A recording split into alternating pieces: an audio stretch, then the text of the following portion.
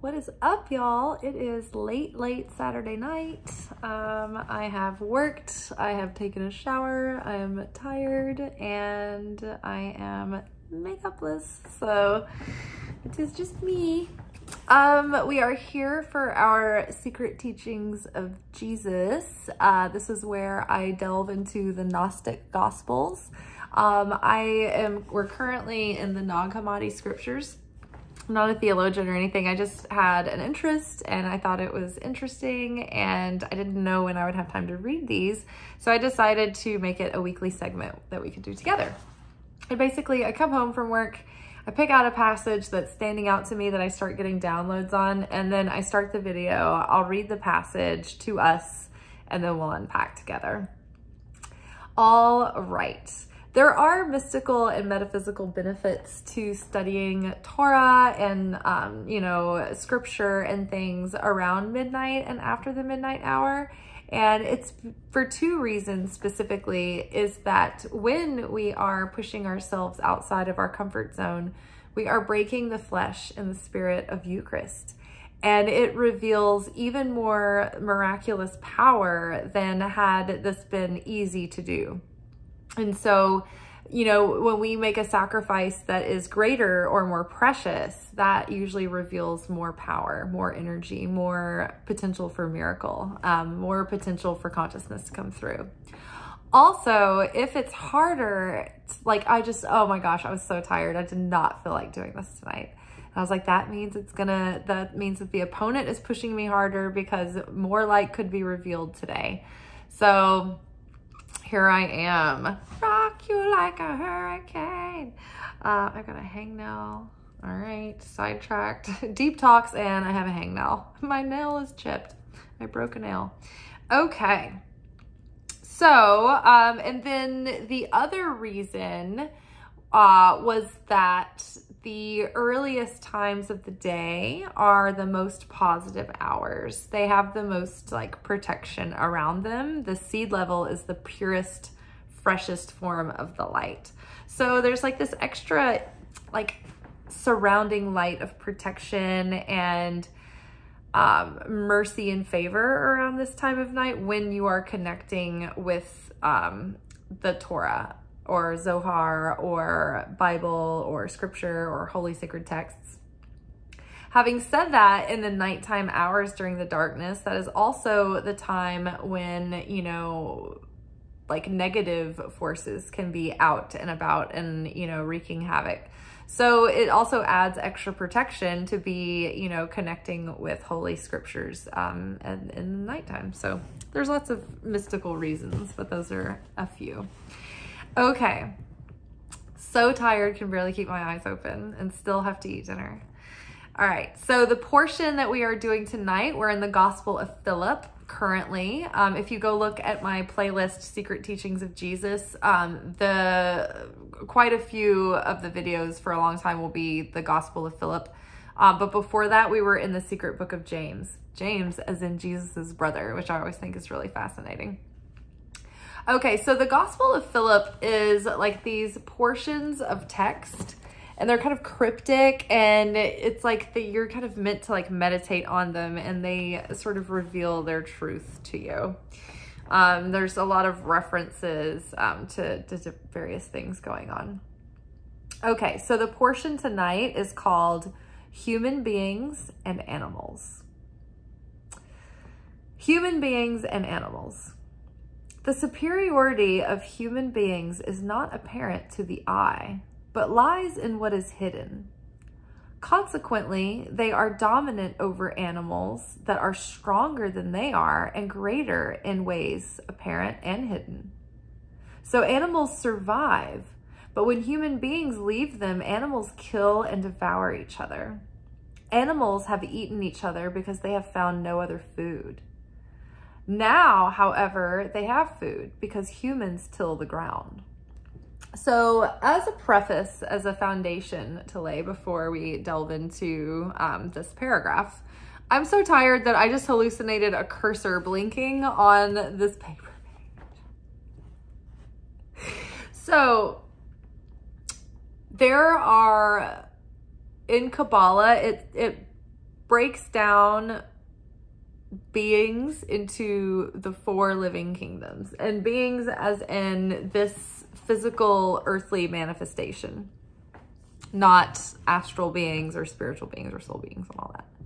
Okay, so the 4 kingdoms of not the 4 kingdoms of creation, the 4 kingdoms of, let's just call it 4 kingdoms of being. 4 kingdoms are, or the 4 living kingdoms are the mineral kingdom, and that is the lowest level of life force and consciousness, right? But there's still a living essence to the mineral kingdom. Like crystals and rocks, it's like they have a frequency, they have a purpose, but they have no desire. So there's no movement there, right? They're still, they're stagnant, they're static, but they do have a frequency, but they have the least amount of life force, the least amount of consciousness. The next level up is the plant kingdom. And the plant kingdom has a little bit more life force, a little bit more consciousness than the mineral kingdom, and a bit more desire than the mineral kingdom. Because the plant kingdom does communicate, and the plant kingdom, although very slowly, does move and does grow much faster than a rock becomes over a course of, you know, thousands of years, hundreds of years, whatever, however it takes, however long it takes for certain stones. It takes millions, thousands of years, millions of years. Others, it doesn't, right? You can grow them in a lab, right? So it depends on the conditions. But the plant kingdoms grow relatively quickly, and they have, you know, more intricate systems working within them. And they have more aliveness, more of a personality, more complexity to their purpose and their interplay with the animal kingdom, right? So even trees, like trees can communicate pretty, you know, in sophisticated ways, in telepathy and through their, mitochondria, I think it's called. I can't remember, but there's like these, like, I don't know if you, like something in the root systems, some sort of chemistry-based communication with the trees. They can send each other things. They can send each other like nutrients they need. If like a tree is sick, like the trees can get together and communicate, like send the other tree what they need, like from really far away. It's crazy. So, you know, there is a consciousness in the plant kingdom. And then the animal kingdom, they can move, they can walk around. They have, you know, personalities, they have needs, they have desires. They can get up and walk to food. They can go snuggle and cuddle. They like affection, they like attention. They have more personality, more consciousness, right, than the plant kingdom. And notice that each kingdom absorbs the one below, and that below, that lower kingdom, is then elevated by being absorbed into the higher kingdom, right? So, which ties into a portion that I almost read and didn't, but maybe we'll do that one next week because it'll play onto this. So each, you know, kingdom is nurtured by the one below, and each below kingdom is elevated when it is absorbed into the higher kingdom above. So the animal kingdom is the animal kingdom. Now the human kingdom is the speaking kingdom. That's what they're referred to, because the speaking element is what gives us affinity with the Creator. That's what sets us apart. That's the highest expression, you know, compared to the other beings, that we can consciously communicate thoughts through our mouths, through verbalization. So we can speak. So we are called the speaking kingdom, and we have the highest consciousness, and we consume minerals and plants and animals, right? And we elevate those beings in our consumption of them, and they absorb into our physiology, and we elevate those sparks of light. So let's read this again, having just discussed the 4 kingdoms, the 4 living kingdoms. We have the mineral kingdom, the plant kingdom, the animal kingdom, and the human kingdom. The superiority of human beings is not apparent to the eye, but lies in what is hidden. Consequently, they are dominant over animals that are stronger than they are and greater in many ways, apparent and hidden. So animals survive, but when human beings leave them, animals kill and devour each other. Animals have eaten each other because they have found no other food. Now, however, they have food because humans till the ground. Now, basically, the beginning of this portion, it's saying, like, it's not apparent that human beings should be, like, dominant over animals in the food chain. Like, how many animals out there can literally eat us and, like, overpower us, and they're stronger than us, right? How many animals out there are, like, so sophisticated and intricate? I mean, think about the intelligence of dolphins and octopods and, like, those weird deep sea creatures that have, like, lights built in, like luminescence, you know, elephants, like they never forget anything, and they can play piano, and they can paint, and they can, you know, bury their dead, like, but they're awesome. They're so much better than we are. They don't ruin anything ever. Elephants, love elephants. But think about that. I mean, there's so many ways that animals, like, and there were angels that were trying to convince God, like, you have the animals, you have nature, the beauty of nature. Human beings are only going to fuck this up. They're only going to come here and ruin everything. They're going to melt the ice caps. They're going to pave everything. They're going to make everything a parking lot for Best Buy. It's going to be repugnant. They're going to kill each other over it. It's going to be awful, right? And God was like, no. I mean, even that, even the human beings, like, their failures are going to be their purpose for being here. It's the process. That's their whole purpose is what it's going to play out that way. So the superiority of human beings is not apparent to the eye, but lies in what is hidden. Now, there is, like, a soul level to animals, but they don't have, like, tikkune process. Not like we do. We don't, like, animals don't have free will. They're operating on instinct and survival. Like, they operate on what they want and what they need and what they crave, and that's pretty much it. And so human beings have the free will to operate at a higher level than just our base instincts. We are working towards having affinity with the light of the creator. So instead of operating in effect consciousness, like in an animal consciousness of survival, of, you know, ooh, what do I want? What do I need? Like, that's all I care about. That's all I'm thinking about. Instead, we have the ability, like, we have spiritual alchemy that goes on within us. We can transform. We can, you know, reach to greater heights. We can contemplate, you know, complex ideas, and we can create complex things. And we can feel deeply and search deeply on a soul level and understand, or at least try to, you know, in abstract ways, creator and existence and beyond. And we can think about philosophy, and we have desire, right? Because we have a level of consciousness of the creator that gives us a desire to want affinity with the creator. And so it gives us curiosity and motivation to get out and move and create and build and discover and love and share and have compassion, you know, and build and create life and sustain life and nurture, you know, and be interconnected. Humanity versus the animal kingdom that is, you know, dog eat dog world, right? So the superiority of human beings is not apparent to the eye, but lies in what is hidden. It's our soul journey. It's our soul's becoming. It's that soul's journey and process that is the whole point of the physical realm. It's like why there's an earth here to begin with. It's like we need to go through this process of becoming more like the light of the creator so that we can have affinity with the light of the creator. And that way we can be in union with the creator once more.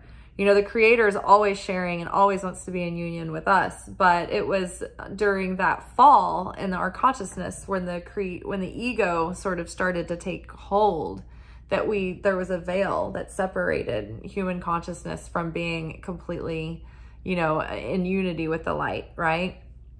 Without the need for logic, right? There was all of it in one at once, but there didn't have to be a straightforward, logical, clear cut, you know.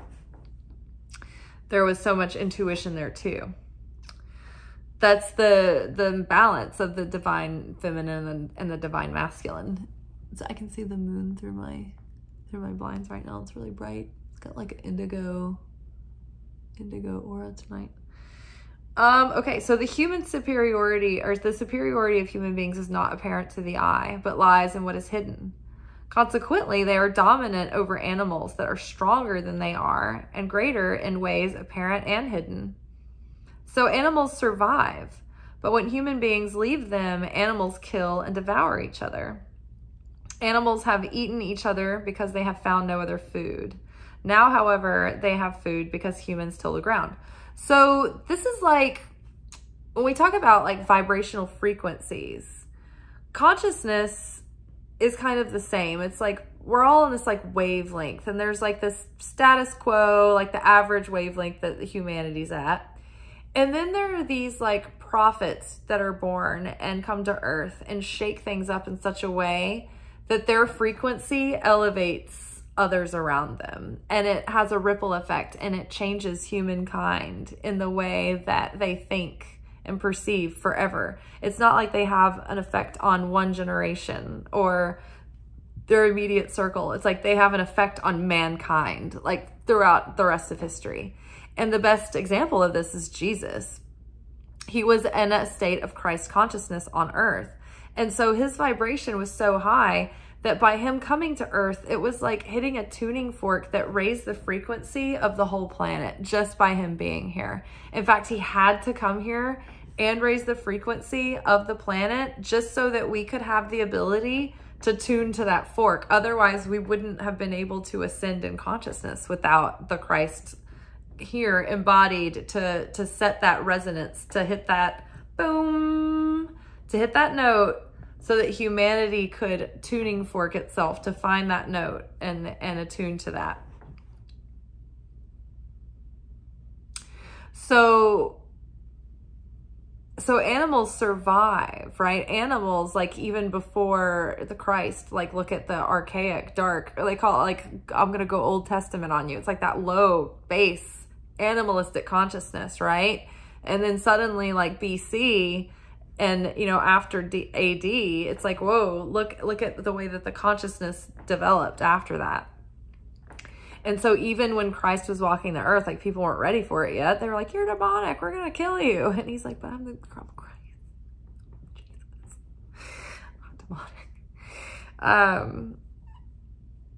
Yeah, he's like, I'm doing my Father's work. Like, you shouldn't be worried about it. But people get their feathers ruffled, especially when they're not ready for it. That's why Kabbalah had to be hidden for so long, because in the wrong hands, it's very dangerous, especially with like lunatics, you know? So yes, so animals survive, but when human beings leave them, the animals kill and devour each other. So even in comparison to like animals, like when human beings started to like rise in consciousness, they started to literally domesticate animals, right? But in that sense too, it's like on a metaphysical level, the human beings, like we as metaphorically speaking, during our path to consciousness, during our ascension, we go from the animal consciousness and we rise to our full human consciousness. And we are fully human and divine, right? But until we start to self-realize and choose with free will our any given reaction or interaction with the situation, then we're just in default response mode and we're in effect consciousness and we're still in that animal consciousness. So similarly as when Jesus hit the tuning fork for humanity to up level, it's like in a way human beings are that governing peaceful force that keeps the animal kingdom and keep the lower energies and the lower consciousnesses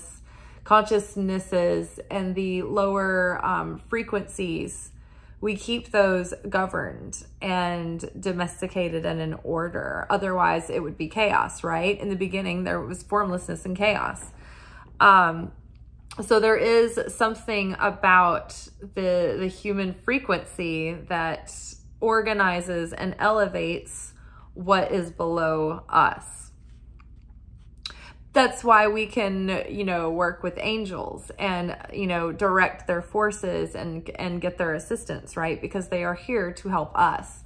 Even though their energy is purer and more potent than ours, we ultimately would have more power if like our ego hasn't defiled our consciousness and we didn't have to like fine tune ourselves. We're so we're so dissonant and not in like alignment, like with what we could fully be. But if we were, like, I mean, we would be even more powerful than the angels. And it's like dormant, right? But until we're like, we have that kind of like inner alignment with our higher self, you know, these powers are dormant or, you know, infrequent or milder. But like, think about Christ, right? Turning water to wine, walking on water, like healing people, like, you know, all the miracles that he was doing. It was like, we could do these. He said you could do this and the things that I do and more. It's just like about getting and having that much affinity with the light of the creator that you can literally shift reality, you know.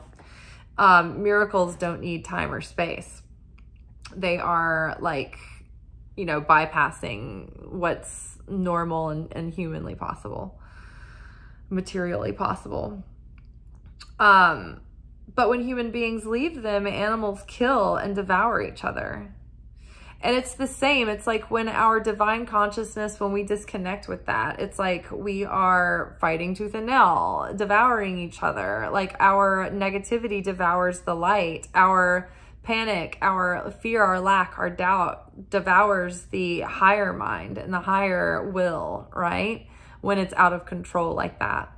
And so it's important to maintain that consciousness, that higher divine consciousness that we choose, right? That when we're in the driver's seat, when we're in control, when we're not being controlled by our emotions and our impulses, but when we're really reining it in. And like the reading earlier, it was like, rein it in. Like the Queen of Pentacles had thrown herself out of the deck onto the floor. And it's like, if Queen of Pentacles is rolling around on the floor throwing a fit, girl has come ungrounded. Like she is the most grounded one. This is not like her. So we need to get our shit together. Like everybody needs to like detox. Everybody pay your bills on time. Like everybody, you know, like get like clean diet going, like clean sleep, good routines, take care of all the shit, tie up loose ends, get your oil changed, all that stuff. Like, you know, get on the open market, healthcare marketplace is like open or whatever. You can find your like insurance and stuff. Do it now. You'll thank yourself later. Add the dental. It's only like 20 something more dollars a month. I know we only 20 something dollars a month more ourselves into oblivion. I know, but it's going to be worth it. So everybody do it. Okay.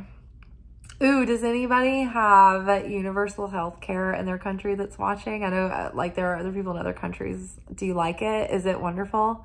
How does it work in your country? In our country, we still have to buy insurance, but the government like supplements the rest of the like partial amount. If you go that route, you can get private insurance if you want. But it's like on an income adjustable scale. So like you might qualify for some assistance, but like also not. And so it's like, I don't know, insurance can be several $100s a month if you're, if you don't get it through work and they don't pay like half of it. But I like having my own insurance because then it gives me the freedom to, like, I know so many people who don't want to leave a miserable situation because they're like, well, I have insurance. It's like, just get your own insurance. Be free.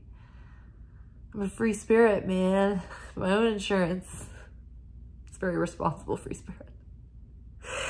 Okay, animals have eaten each other because they've found no other food. So again, if we don't have spiritual nourishment, like our animal instincts will take over and they'll be hungry and they'll reach and they'll be, you know, impulsive and they'll devour your your higher consciousness, right? So you have to keep a rein on those things. Now, however, they have food because humans till the ground. And tilling the ground is like maintaining the heart. It's maintaining the soul. It's maintaining the consciousness, the mind. You know, I think the mind and the heart and the soul all together is what make consciousness, or maybe consciousness is higher than any of those two. It's not just your mind. Like I think mind, like mastery over your mind and mindset, I think that ties into consciousness. But I think that consciousness is something that's even more inclusive of those things all together. Like I think that each of those things is a reflection. Like you need to maintain your mindset and your emotions and those things so that your consciousness is filtered through a clean filter. Does that make sense? Let's get into it. Let's unpack this. No, I think we're finished. I'm going to read this once more. Human beings and animals. The superiority of human beings is not apparent to the eye, but lies in what is hidden. Consequently, they are dominant over animals that are stronger than they are and greater in many ways apparent and hidden. So animals survive, but when human beings leave them, animals kill and devour each other. Animals have eaten each other because they have found no other food. Now, however, they have food because humans till the ground. Oh my God, you guys, we got out of this in a cool 26 minutes and it's usually like a 45-minute episode. Awesome. And I said everything I wanted to, so good. And so next week, maybe we will, considering that the kingdoms devour the one below them and then the other is elevated by that, I think that maybe we'll do the portion next week that I'm thinking of, but if I say the portion's title, it'll give too much away. All right, y'all, take care. Ciao.